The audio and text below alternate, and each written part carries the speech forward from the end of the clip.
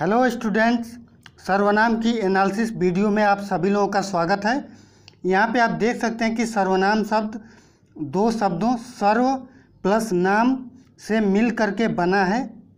यहाँ पे सर्व का मतलब होता है सबका और नाम का अर्थ होता है नाम, अर्थात जो शब्द सबके नाम के लिए प्रयोग किए जाते हैं उन्हें हम सर्वनाम शब्द कहते हैं। जैसे वह, मैं, हम, तुम, ये शब्द सर्वनाम शब्द हैं।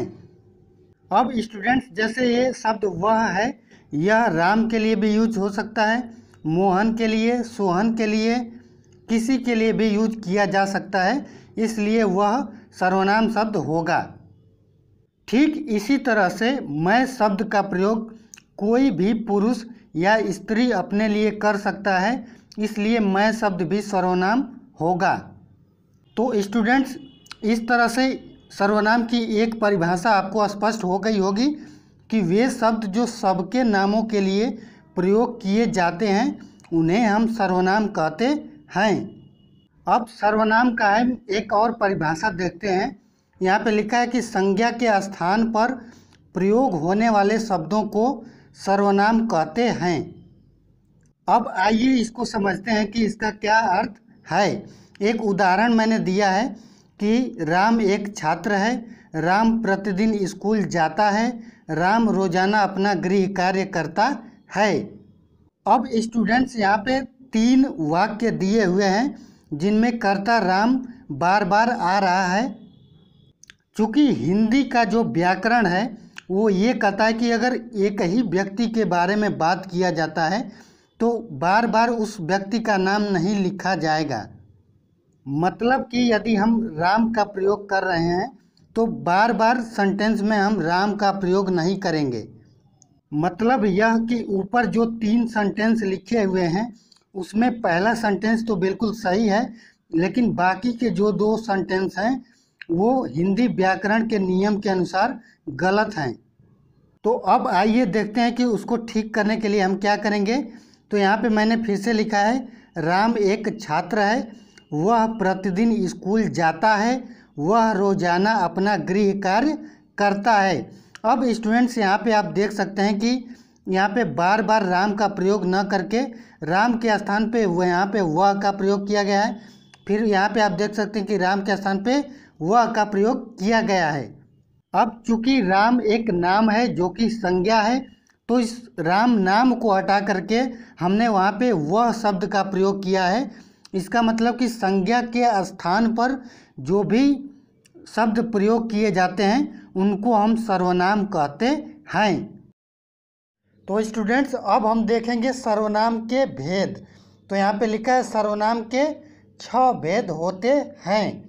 अब इसमें पहला जो भेद है उसका नाम है पुरुषवाचक सर्वनाम।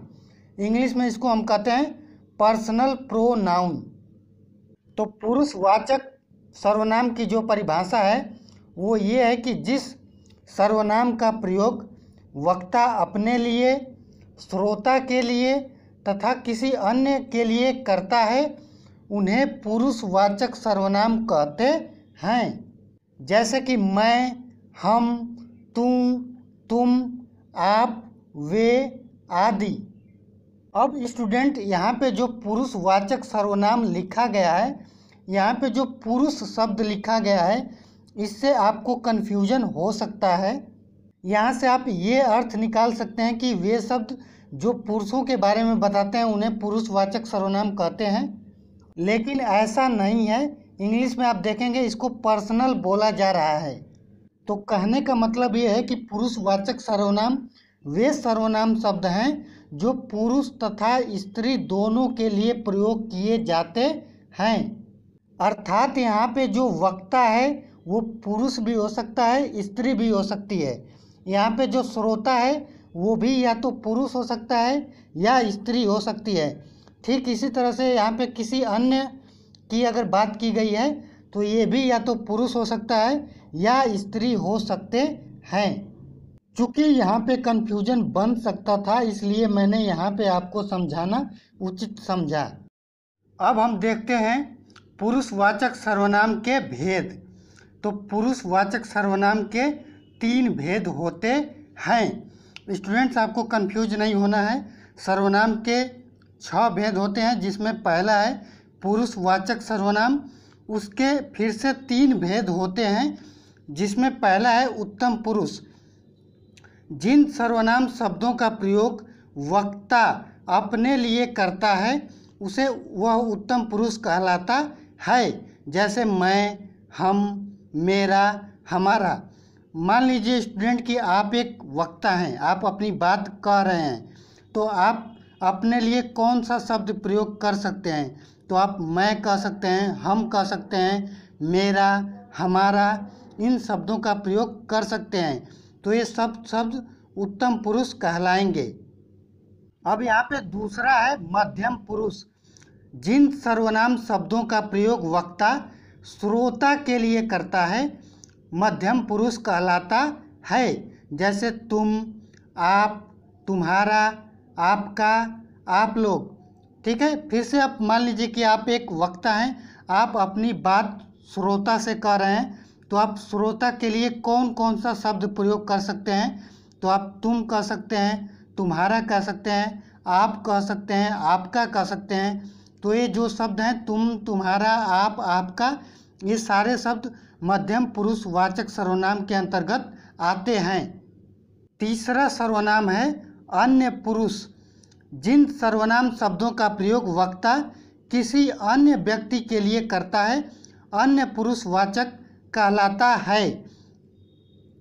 अब यहाँ पे अन्य पुरुष का मतलब क्या हुआ कि जैसे मान लीजिए अगर आप वक्ता हैं तो या तो कोई शब्द या आप खुद के लिए प्रयोग कर सकते हैं, या जो लोग आपकी बात सुन रहे हैं यानी कि श्रोता, आप उनके लिए शब्दों का प्रयोग कर सकते हैं। लेकिन यदि आप इन दोनों में से यानी कि ना तो आप खुद के लिए कोई शब्द प्रयोग कर रहे हैं, ना ही आप श्रोता के लिए कोई शब्द प्रयोग कर रहे हैं, बल्कि किसी अन्य पुरुष के लिए अगर आप कोई शब्द प्रयोग कर रहे हैं तो उन्हें हम अन्य पुरुष वाचक सर्वनाम कहते हैं। जैसे कि वह, वे, उन्हें, उनको, ये सारे के सारे शब्द अन्य पुरुष वाचक सर्वनाम के अंतर्गत आते हैं।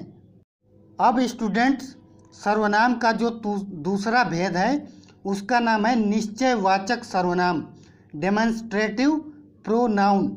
यहाँ पे मैं एक इम्पोर्टेंट नोट लिखा हूँ।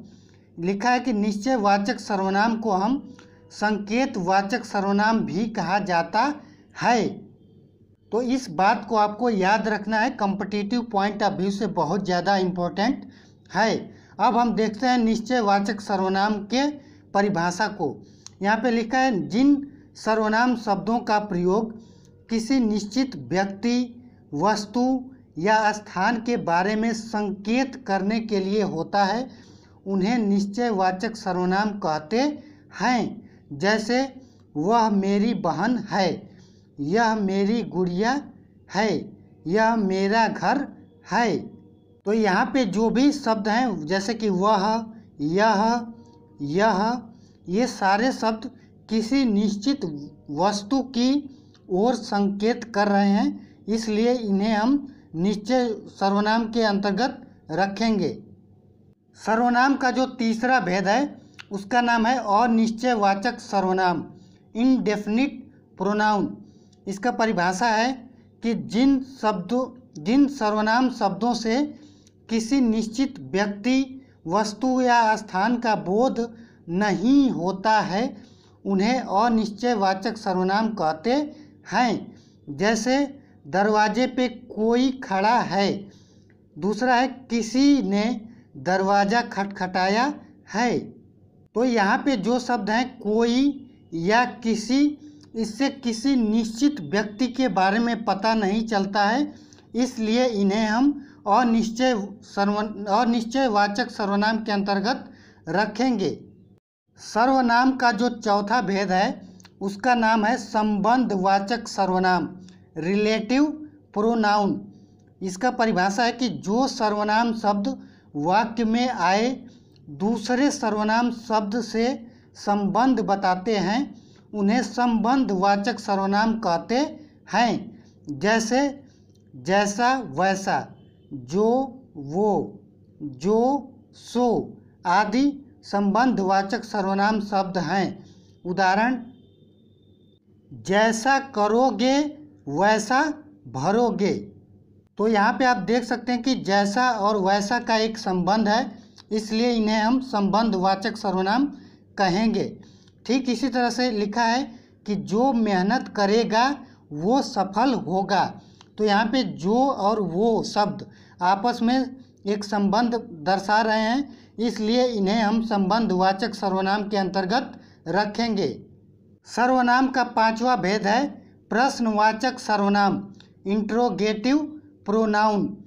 इसका परिभाषा है कि प्रश्न करने के लिए प्रयुक्त होने वाले सर्वनाम शब्दों को प्रश्नवाचक सर्वनाम कहते हैं। जैसे कौन, क्या, क्यों, और भी शब्द हो सकते हैं जैसे कैसे, कहाँ। ये शब्द प्रश्नवाचक सर्वनाम के अंतर्गत आते हैं। जैसे कौन आया था, दूसरा है वह क्या कर रहा था। तो यहाँ पे चूँकि कौन और क्या शब्द प्रश्न पूछने के लिए प्रयुक्त हैं, इसलिए इन्हें हम प्रश्नवाचक सर्वनाम के अंतर्गत रखेंगे।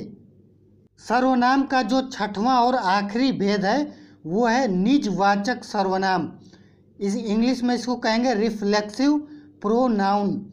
इसका परिभाषा है कि जिन सर्वनाम शब्दों का प्रयोग कर्ता के साथ अपनेपन का भाव बोध कराने के लिए किया जाता है, उन्हें निजवाचक सर्वनाम कहते हैं। जैसे एग्जाम्पल है, वह खुद सामान लाएगा। दूसरा है कि मैं अपने आप चली जाऊंगी। अर्थात जहाँ पे कर्ता अपना काम खुद से करता है, वहाँ पे निजवाचक सर्वनाम कहते हैं। जैसे कि मैं अपना काम स्वयं से कर लूँगा, मैं वहाँ खुद चला जाऊँगा। यहाँ पे जो भी शब्द प्रयोग किए जा रहे हैं वहाँ पे कर्ता स्वयं के लिए प्रयोग कर रहा है, अतः इन्हें निजवाचक सर्वनाम कहेंगे। तो स्टूडेंट्स, इस तरह से आपका सर्वनाम का एनालिसिस वीडियो समाप्त होता है। अगली वीडियो में आप लोगों को सर्वनाम से संबंधित प्रश्न मिल जाएंगे, जिनको आप खुद से हल करने का प्रयास जरूर करें। सर्वनाम से संबंधित प्रश्न वाली वीडियो का लिंक आपको डिस्क्रिप्शन बॉक्स में मिल जाएगा। तो स्टूडेंट्स, वीडियो को लाइक कर दीजिए, वीडियो को अपने दोस्तों के साथ भी शेयर कर दीजिए। और यदि आप मेरी वीडियो पहली बार देख रहे हैं और आप 5SQR टेक्निक के तहत पढ़ाई करना चाहते हैं ताकि आपको चीज़ें लंबे समय तक याद रहें, तो आप मेरे चैनल को सब्सक्राइब करके और नोटिफिकेशन बेल को ऑन कर लीजिए ताकि मेरी कोई भी वीडियो आपसे मिस ना हो।